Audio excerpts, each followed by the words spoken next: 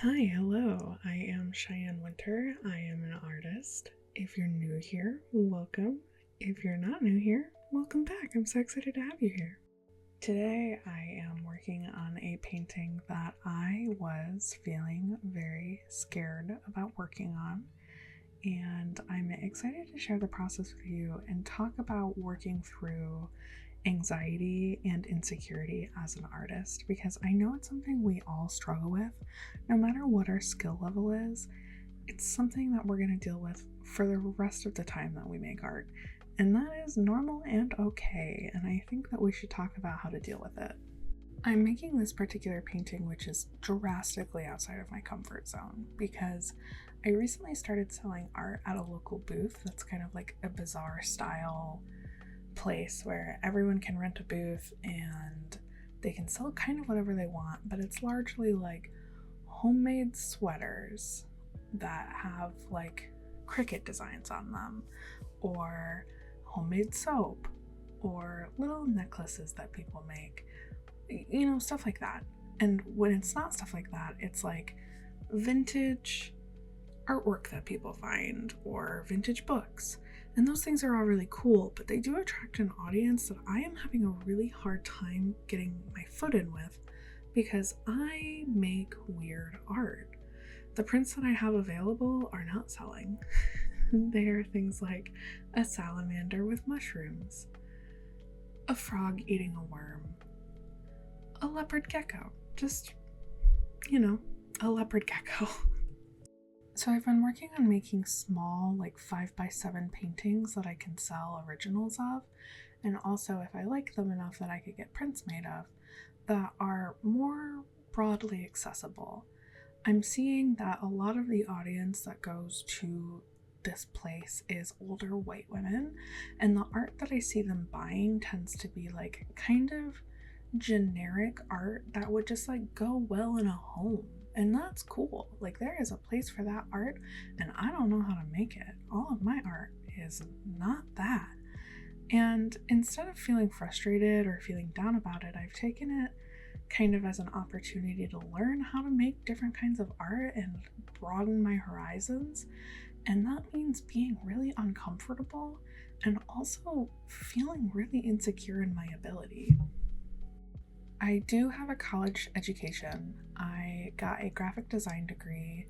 I graduated a couple of years ago, but largely what my degree focused in was studio art.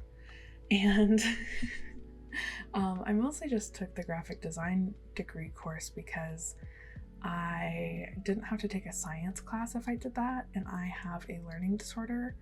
So it was a lot easier to just accommodate myself and take the classes I wanted to take inside of that degree pathway than it was to struggle through a class and maybe fail it a couple of times. But that does mean that I'm kind of missing like important pieces of both a studio design degree and also most of a graphic design degree. And I kind of have to figure out a lot of things on my own. And it does tend to mean that I am afraid when I make art a lot of the time. I have big gaps in my education, and a lot of what I've learned by myself, being mostly self-taught until the couple of years that I went to college. And I deal with a lot of anxiety and a lot of fear. When I was in college, I remember I took a painting class, my first painting class. It was oil paints, and I had never used them before. And I basically cried the entire semester, and it was right when COVID hit.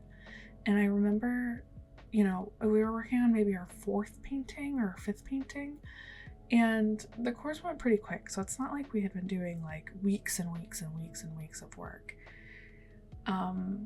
I had just the basics down when we went into lockdown, and I had to start working from home. And I remember laying under my easel and crying and chain smoking cigarettes and chugging Monster to get through the semester. And also probably making my professor just rip out his hair because he had to baby me through the entire semester. There's no way I would have graduated if he wasn't like the most patient man on earth. Bless that man. And while I'm no longer in a place in my life where I'm crying under my easel, I am still always really nervous when I start a project, and I think that's normal, and I think it's okay. And I also think that if we want to make art, we're gonna have to learn how to deal with it. So here are some ways that I deal with it. One, I like to make small projects for myself, like a 5x7 painting. I'm still really new with watercolor, which is what I'm using here. I'm using the Paul Rubens watercolor. And I realized that I like using this Velvet Touch paintbrush, which is really thin, because I can kind of use it like I was using a colored pencil, or like I'm working with a graphite pencil. I can work in really thin, non-saturated layers and build up very slowly, as if I was using mediums that I'm more familiar with and feel like I have more control over. And that makes it a little bit less scary. Two, when you're working on small projects like this, it makes it a lot easier to accept failure. So if you make it just a brutal mistake and there's no way from going back from it, or, if maybe there would be if you had a better skill level, but you don't, so you can't, you didn't waste hundreds of dollars of supplies. You didn't waste hundreds of hours. You wasted maybe 45 minutes of your time and a piece of paper that ultimately is like $3. And it's okay. It's truly gonna be okay. I find that experimenting with things on a small scale is really what makes me feel more comfortable branching out. And it also makes me feel like I've accomplished something.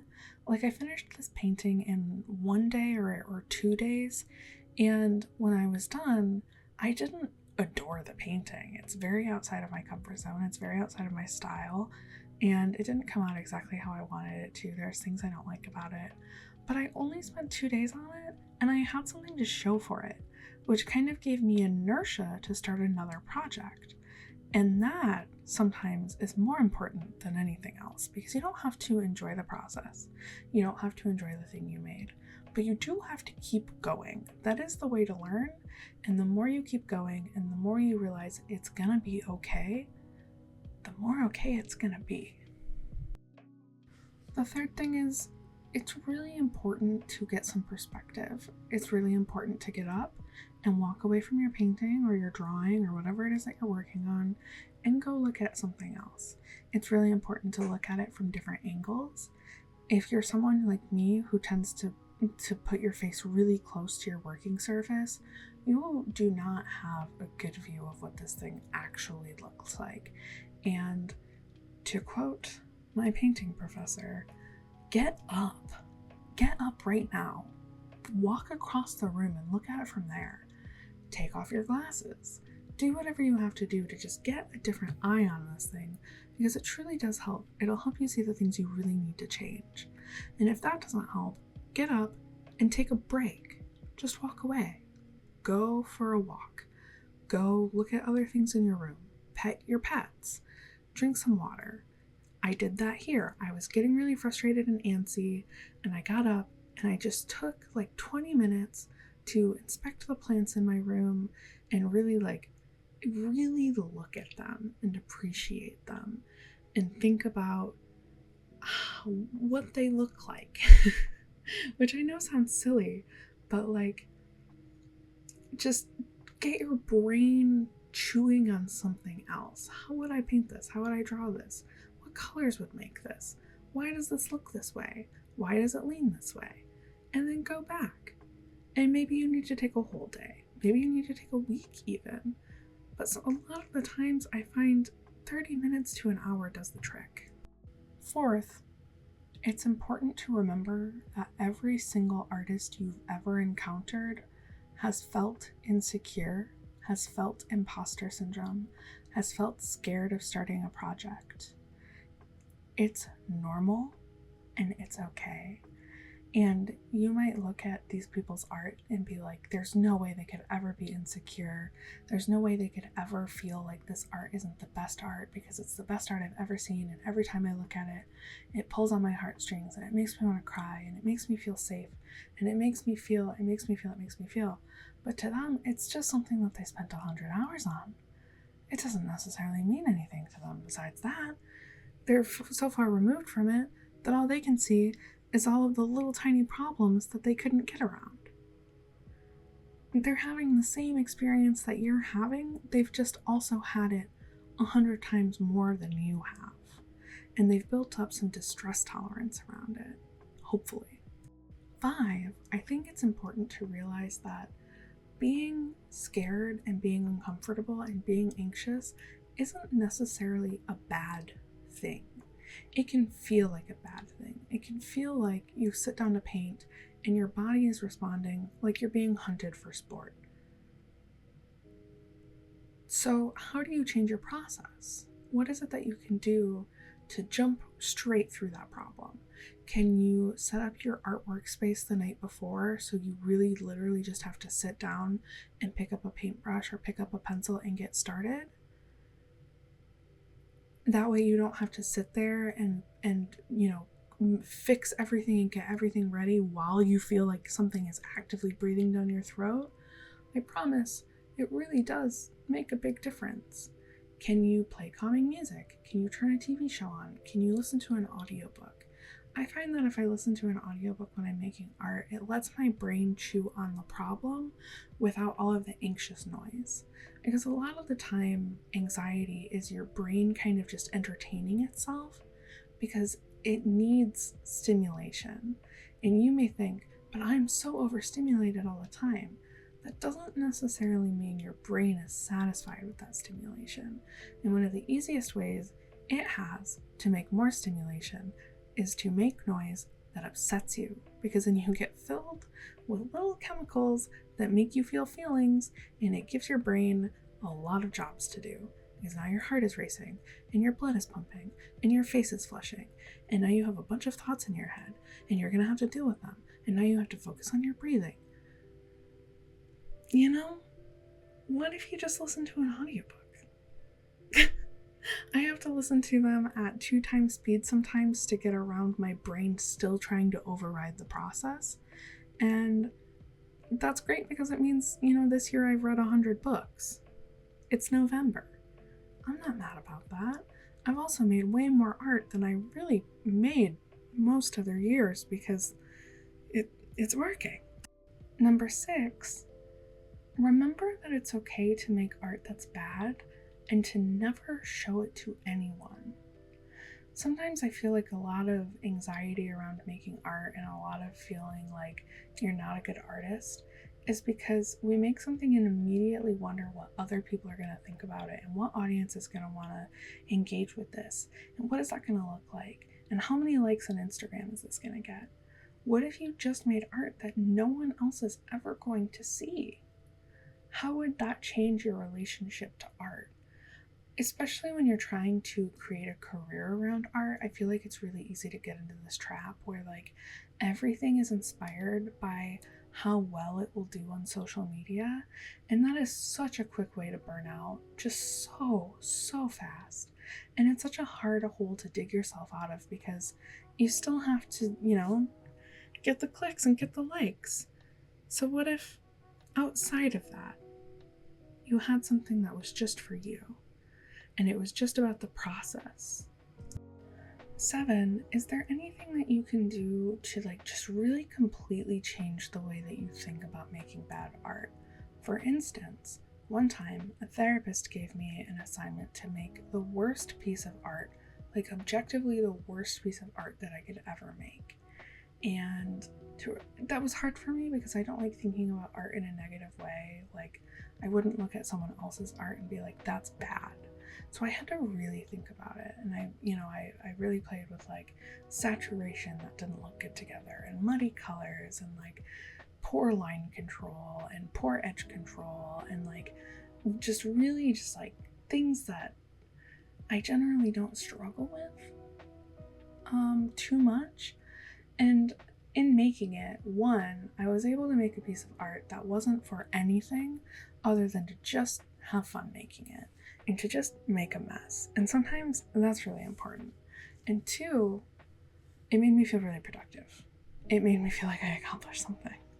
And sometimes that is the most important thing, because you get stuck in a hole and you can't climb out of it. I find that this is especially true and especially relevant for us, those of us with like ADHD or demand avoidance, because getting started is the hardest part, and feeling productive and getting that inertia is literally so hard all the time. And, you know, making a piece of art that is intentionally just the worst and you're never going to show it to anyone, you still got to check something off of your to-do list, and that is valuable in its own right. It can also show you the things that you do well. So like, I felt like I had a hard time with color until I was intentionally doing things that I felt were bad with color.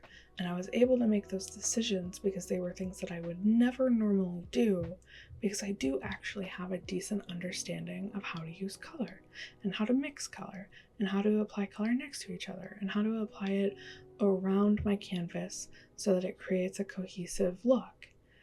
And when I didn't do that, it showed me, oh shit, I actually kind of get this. And when I intentionally had bad edge control, it showed me I actually have really incredible edge control, and it was really hard for me to f it up on purpose.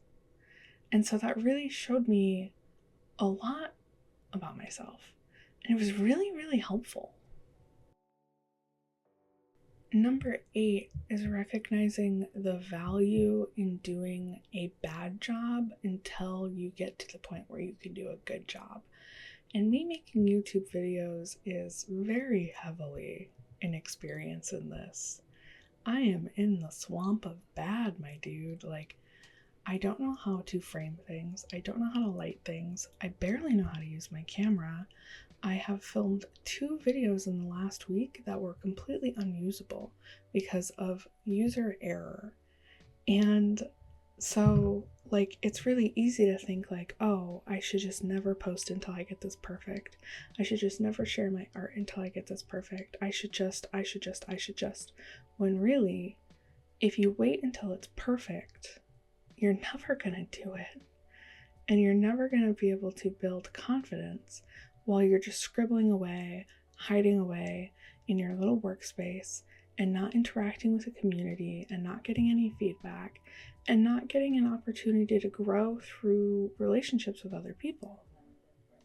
And when you're just constantly waiting for you to make perfect art, or you're just constantly waiting for it to be good enough so that you feel like you deserve to not be anxious anymore, I feel like a lot of the time that is a goal that we haven't even thought out.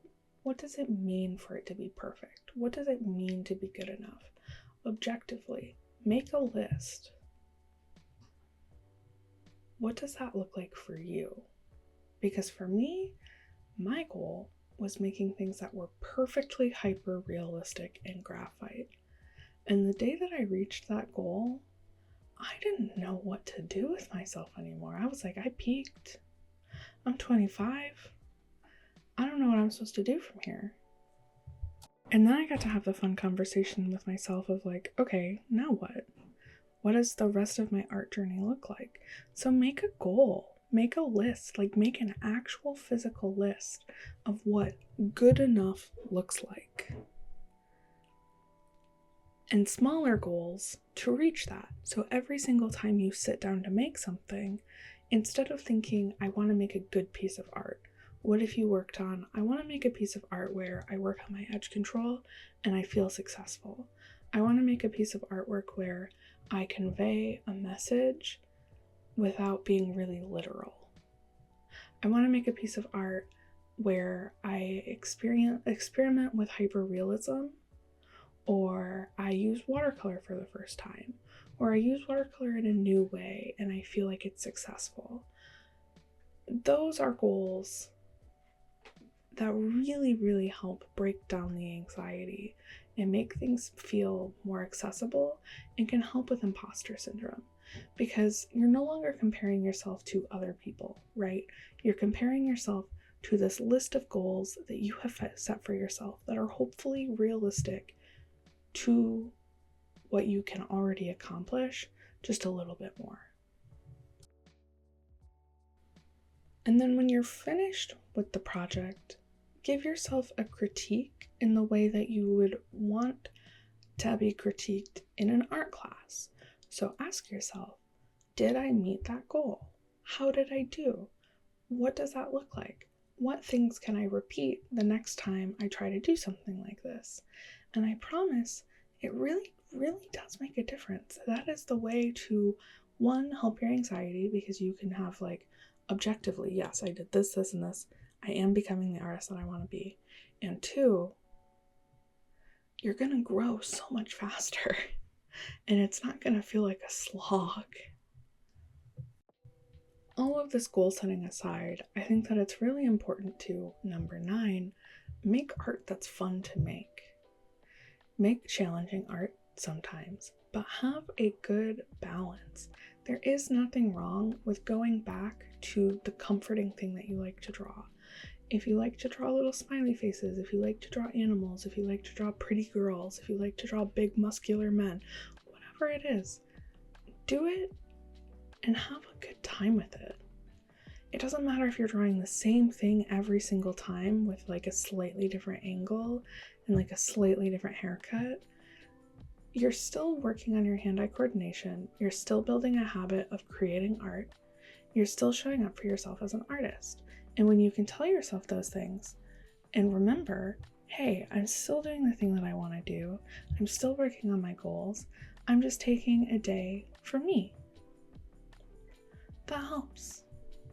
And then when you're able to sit down and try something a little out of your comfort zone, and it's hard and it's scary, you can remind yourself, it's okay, because when this is done, no matter how it goes, no matter how it turns out, no matter how I feel about it, the next time I sit down and do something, it can be something for me. It can be something simple and easy for me. And then we get to 10, which is truly share your art with other people. Not all of it, not the things that you really don't want to share, whatever you feel comfortable with. But if this is a goal that you want to accomplish, just do it. Post the YouTube video, post the thing on your Facebook, post the thing on Instagram. Don't look at the likes, but you can ask for feedback. You can ask for respectful feedback. You can ask for critiques. And maybe you'll get some rude comments, but I think it is important to learn how to deal with those in your own time. But also, overwhelmingly, I have found I get support. I get other artists who say, I look up to you, or I'm inspired by this, or, you know, I am really intrigued by this idea, tell me more, or I really like the colors that you used. And when enough people say things to you that are also artists, or people that you admire, or people that you love, or your family and friends, it makes a difference. And if you take the time to screenshot those things that feel especially meaningful and compile them somewhere, when you're really having a bad day and you feel like the worst artist who has ever made art, and you feel so anxious about the project you're about to start because you're just sure you're going to fail it, go back and look at those archived comments and remind yourself, not only do I know that I can do this, and if I fail, it's okay, because I can try again, but also other people in my life think that I can do this too. And it really is helpful. I don't post a lot on social media because I find it really draining, like Instagram. I post a little bit on TikTok, and I try to post on YouTube. But where I do post very regularly, basically everything that I make that I feel comfortable sharing, I post on Facebook. And the interactions that I get on what I post are genuinely so heart-touching and so meaningful. And because over the years I've become friends with other artists, when another artist who you admire says like, I want to eat this painting, the colors are so good, it sticks with you. You remember it. And I remember I posted the drawing that I was talking about where I felt like I peaked. It was a drawing of 3 hyper-realistic hands. And I remember I posted it on Facebook, and shortly after I was at a show at a bar, And someone who I barely knew, who was admittedly drunk and also maybe on other substances, stood up on a table and yelled about how much he loved my art. And you can't come back from that. Like you can't experience that and then turn around and immediately say, I suck at art and I'm a bad artist, without a piece of your brain going, yeah, but that guy really didn't think so, did he? And when you have enough of these experiences, and mind you, that is a really dramatic experience and most people aren't going to have it, and that's totally not a normal thing.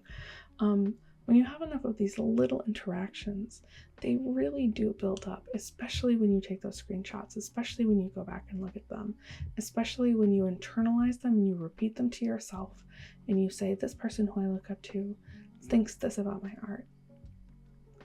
And so I can think this about my art. Eventually, it really truly does just get easier. And finally, because I don't like to completely rely on community for, like outsourcing feedback, I think it's really important to really make the time to think kindly about yourself. When you're critiquing yourself, when you're looking at your work, critique it as if you were critiquing a friend's work. Critique it as if you were talking to a classmate who you respected very much, a teacher even who you respected a lot and was showing a piece of their work. That is the way. Talk to yourself compassionately, like you would someone you cared deeply about. And eventually it becomes second nature. It might be really, really hard in the beginning. It might feel really silly. It might be even a little embarrassing, but it makes a difference. It really, truly makes a difference. Okay, all of that being said, let's bring it back to the art piece in front of us. I have finished the watercolors and now I'm going in with colored pencils, and I'm using a couple of different greens and like a dark blue, and I'm applying them pretty liberally all over the painting to make the piece cohesive, because like I said, you want to, spread, if you use a color one place, you want to kind of spread it throughout the composition so it doesn't stand out like a sore thumb. And that's what I'm doing here. And I'm kind of just tightening up details because I'm new to watercolor and it's hard to get it all tight. And this is how it turned out. I don't love it. I don't hate it.